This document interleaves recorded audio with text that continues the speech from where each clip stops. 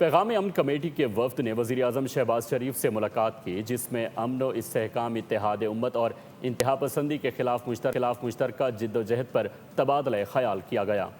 وفد نے کہا کہ انتہا پسند عناصر کا اسلام اور پاکستان سے کوئی تعلق جو خیبر پختونخوا کے خواہ کہیں پر دہشت گردی ہے نہیں ہے، وہاں جائیں گے اور اپنی فوج کے جوانوں کے ساتھ بھی اور سلامتی کے اداروں کے جوانوں کے ساتھ بھی وقت بھی گزاریں گے، اور جو بیانیہ کی ایک جنگ ہے اس میں انشاءاللہ تعالی صف اول میں کردار ادا کریں گے۔ جن حالات میں پیغام امن قومی کمیٹی کی تشکیل ہوئی ہے، یقینی طور پہ اس سے ہم سمجھتے ہیں کہ پاکستان میں امن کے قیام کی کوششوں کو استحکام بھی ملے گا اور ہمیں ایک وے فارورڈ نظر آئے گا۔ ہماری ریاست پاکستان اور حکومت پاکستان کی طرف سے اور علماء کی طرف سے ایک مضبوط قومی بیانیہ لوگوں تک جانا چاہیے۔ جو یہاں سے سہولت کاری ہو رہی ہے، چاہے وہ سیاسی سطح پہ ہو یا مذہبی سطح پہ ہو یا کچھ تعلیمی اداروں کی طرف سے ہو، اس سہولت کاری کا خاتمہ بھی بہت ضروری ہے۔ ہم پہلے ہی الحمدللہ اتحاد امت کے لیے، فرقہ واریت، تکفیر، انتشار، افتراق خاتمے کے لیے ہم سب مل کر جد و جہد کر رہے ہیں۔ فتنہ خوارج اور فتنہ ہند کے لیے